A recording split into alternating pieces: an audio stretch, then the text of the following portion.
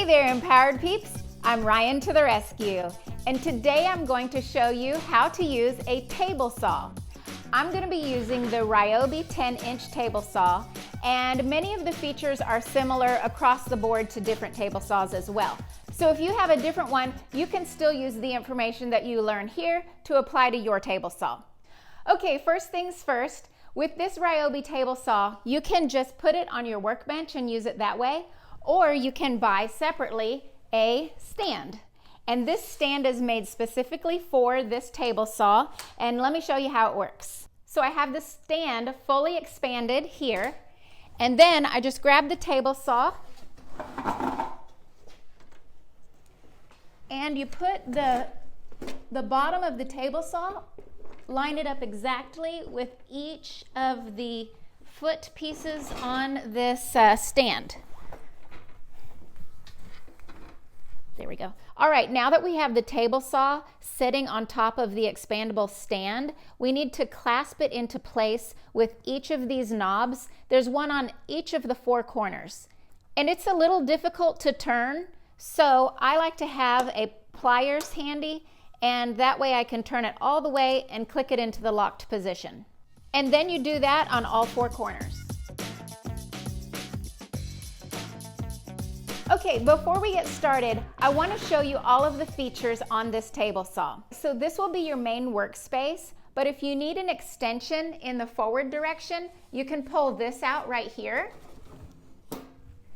And if you need an extension on the side, all you do is unclasp these levers here and on this side as well, and then you can pull out this side extension. Voila! Now let me take you around the table saw and I'll show you all of the tools and features that are included. Come along and I'll show you up close. Okay, so for cutting the wood, you'll need a rip fence, and it's right here attached on the side of the saw. Now, in order to change the blade of the saw, you need both of these tools. You just take off this nut, and then you have these tools ready to go for exchanging out the blade. All right, and then on the left side of the table saw is the miter gauge, and that just slides right in here. One more included feature on this table saw is the push stick. This is super important for safety, and it's attached right here on the side for easy storage. This crank on the front is used to raise and lower the height of the blade. And then if you release this lever, you can slide the crank over to the side, and that will change the angle of the blade. So you can cut a beveled cut with the blade on a table saw if you'd like. And you can use this gauge to determine your angle of the blade. It'll go from 0 to 45 degrees. Remember, once you get it back to the position that you want it in, I'm going to keep it on 0, and then latch this lever back in place. Then the on switch is right here. You turn the saw on by pulling it forward, which is a great safety feature because it's a lot less likely for it to be turned on by accident by pulling the switch forward. So this is what it sounds like when it gets turned on.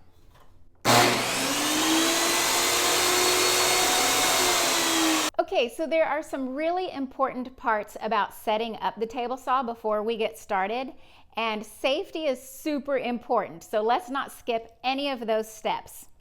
This is a kickback guard, and this is a blade guard, and they're a little tricky to install, and I'm going to show you exactly how that's done, which that starts out underneath the table. Okay, super important, before we do any adjustments to the blade or the riving knife or even take off the throat plate, be sure to unplug the table saw. Now, even though it would be really difficult to turn on the switch by accident because it's an up pull for the switch, I don't want to take any chances, so I unplug it before I do any adjustments.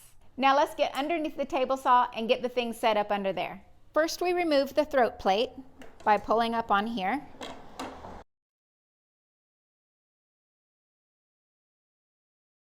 Then you reach down below the table and you pull up this lever,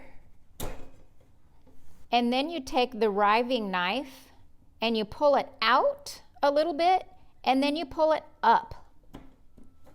You slide it up like this, and then it'll click into a different set of holes. There's 2 sets of holes on the top and 2 sets of holes on the bottom.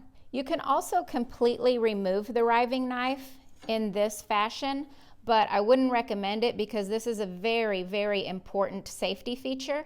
So let's pop it back in, but we will attach it using these bottom holes, which will put the riving knife up in the higher position. When you're storing your table saw away and you're not using it, then you can put the riving knife down in the lower position on these 2 holes, or you can take it out altogether for storage. To reinsert it, you spread these pieces apart by pushing over to the right with the riving knife, and then slide it down until it catches on the bottom 2 holes. And then you tighten this lever back down. And while we're under the table, I'm going to show you how to replace the saw blade as well. And we do that by using these tools, which are found on the side of the table. First thing we do is remove the throat plate. Then you take this tool and you slide it down right next to the saw blade. And it might take a little wiggling to get it exactly into place. You're holding this post still, and the post is called an arbor. Then you're going to take this tool and put it right down here on the nut. And while you're holding this tool still, you pull back with this one, which will loosen the nut.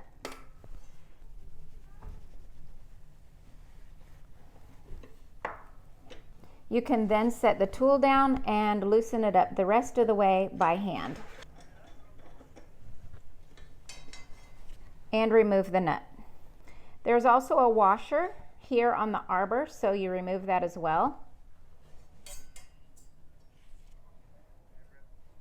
And then you can pull the saw blade right off of the arbor.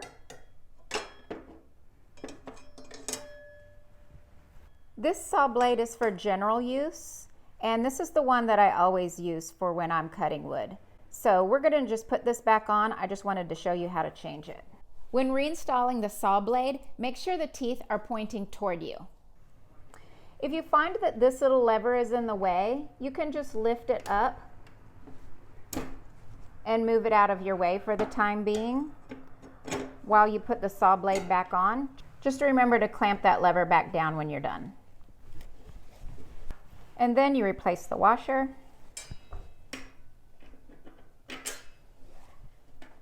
And the nut.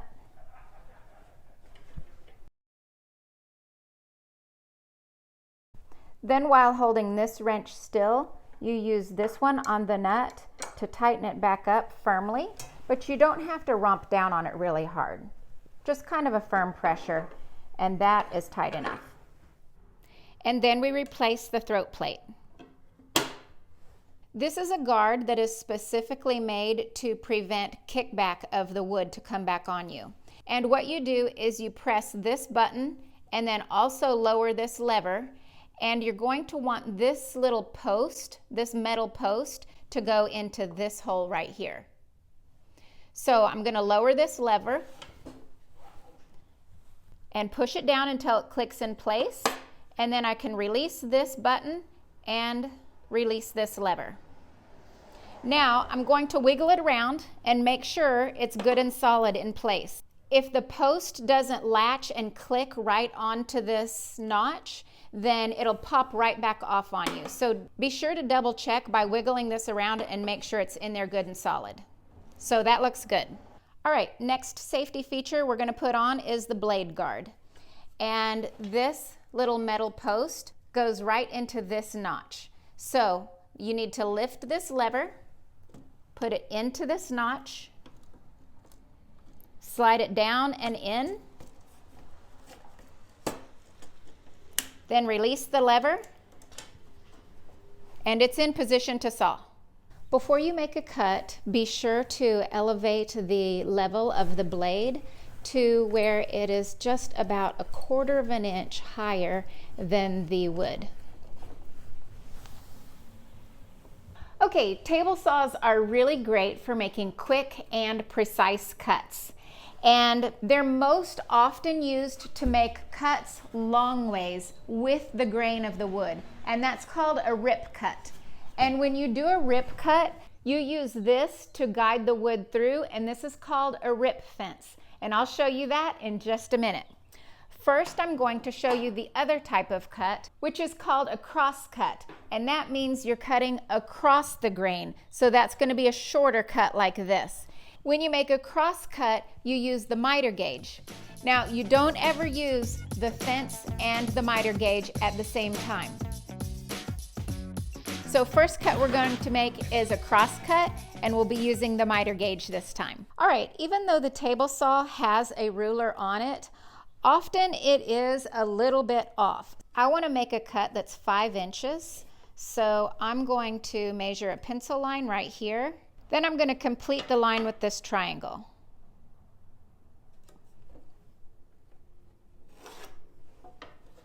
Now, one thing to take into consideration when you're making a precise cut is the kerf. The kerf is the thickness of the blade, and the thickness of the blade is approximately 1/8 of an inch. So it's going to take up about this much space, which means I want the blade to pass on the right side of my pencil line. That way I have exactly 5 inches here. If you're not cutting something super precise, then this doesn't really matter. But if you're making something where the measurements have to be exact, you'll definitely notice the 1/8 of an inch, and you'll want to take into account the kerf. Another thing is when you're making cuts on a table saw, you never freehand it by feeding it through with your hands like this. You're always going to use a rip fence to guide it through if you're doing a rip cut, or a miter guide to guide it through if you're doing a cross cut. It may seem like a good idea to use both the fence and the guide at the same time, but it's really not, because it can cause uneven pressure on the wood as it enters into the blade and then cause kickback.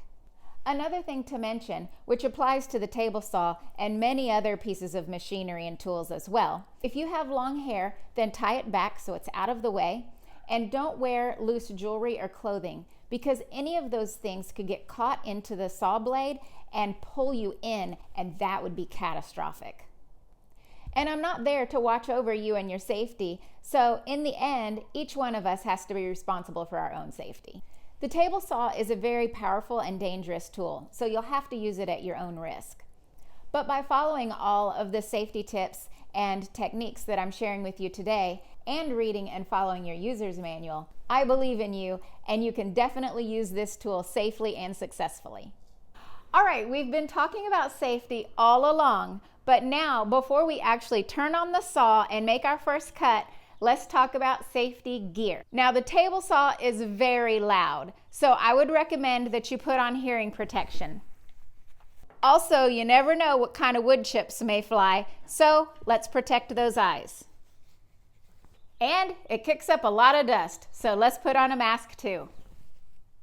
All right, before we actually turn on the saw, it's a really good idea to do a practice in your mind and a mock cut. That way you already have done all of your troubleshooting and you know exactly what's going to happen and what to expect. Now I put in my miter gauge. There's a miter gauge slide on the left of the blade and on the right. So I have my piece of wood marked. I'm going to keep my hands on the left side of the wood, and I'm going to keep my body on the left side of the blade. Because even though we have safety precautions in place with the kickback guard right here and the riving knife, I'm still going to stand to the left of the blade, because if perchance kickback were to occur, it would happen with the waste piece of wood. I would be holding this piece, and the waste piece of wood could grab on the blade and get thrown back at a rapid rate of speed, and I'm going to stand to the left out of the line of fire. So for my practice run through, I don't want the wood to go into the blade at an angle at all. With downward pressure and forward pressure, I'm going to move the gauge forward, which will guide the wood straight into the blade. But you don't put it in the path of the blade yet, not until the blade is turned on and running at full speed. And after the cut is made, my hands will stay on the left, never reach over the blade for the other piece of wood. The waste piece of wood will just stand still over on the other side of the table. Before you turn on the saw, make sure there's nothing else on the table. And now we're ready to turn on the saw.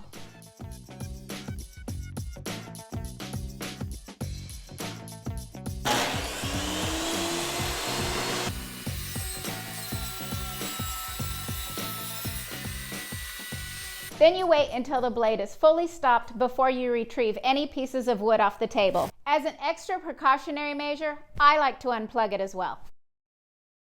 Okay, so this is a perfect cut because I see barely a little bit of my pencil line here, which means all of my kerf was on the other piece of wood, which was my waste piece of wood.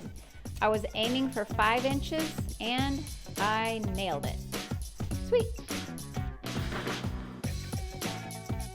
All right, now we're gonna make a rip cut, and that is along the grain of the wood, and that's what table saws are really good at. That's the table saw specialty.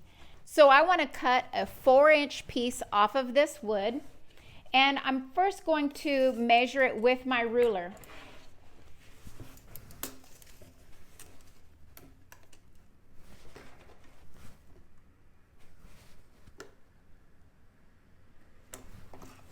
Now for rip cuts, we do not use the miter gauge, so we're going to set that aside. We use the rip fence. You put the rip fence right on the table, and through a window in the rip fence, you can see a measurement. And I'm going to line it up exactly with 4 inches, and then clamp it down into place. And then I'm going to double check my pencil line right here by putting the wood right up against the rip fence, and then I'm going to slide the wood up to the saw and see if my 4-inch pencil line is exactly the same as my rip fence placement.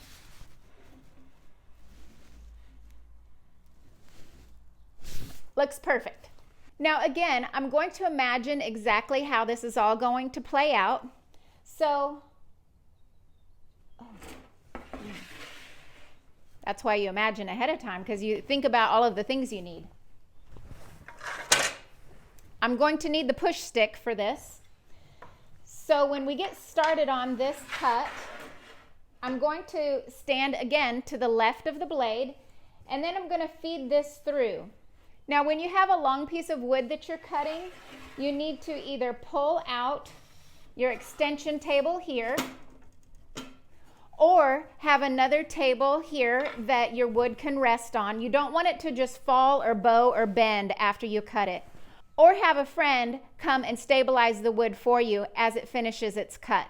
But never pull the wood from the other side of the saw. So as I imagine this cut happening, I'm going to feed it through by keeping downward pressure on the wood here and sideward pressure against the fence.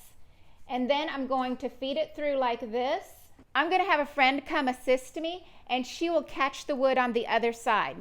Now, as the wood gets really, really close, I'm not going to want to use my fingers to continue to push the wood on through. So once I get about 6 inches away from the blade, I'm going to grab this push stick, then I'll use it to push the wood the rest of the way through the saw. Now we are well rehearsed and prepared. Now I'm going to put my safety gear back on, turn on the saw, and we're ready to go.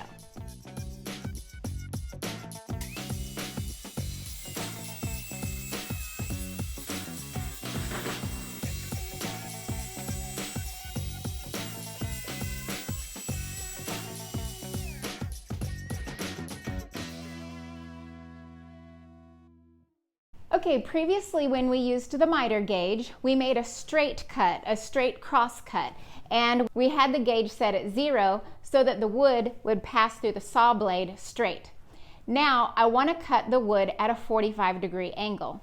So I can just unscrew this right here and then set the angle at 45 degrees. And then I tighten up this knob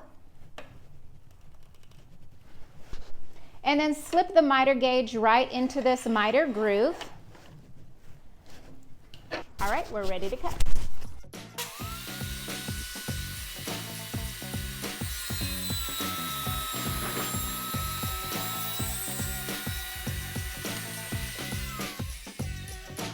And there we have it, a 45-degree angle.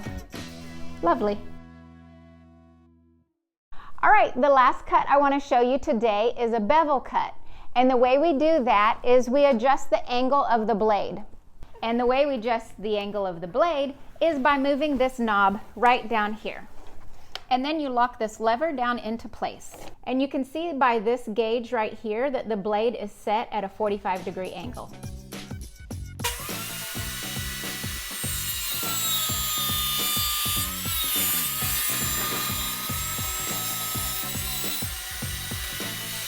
I just love the smell of fresh cut wood. And we have a beautiful beveled edge.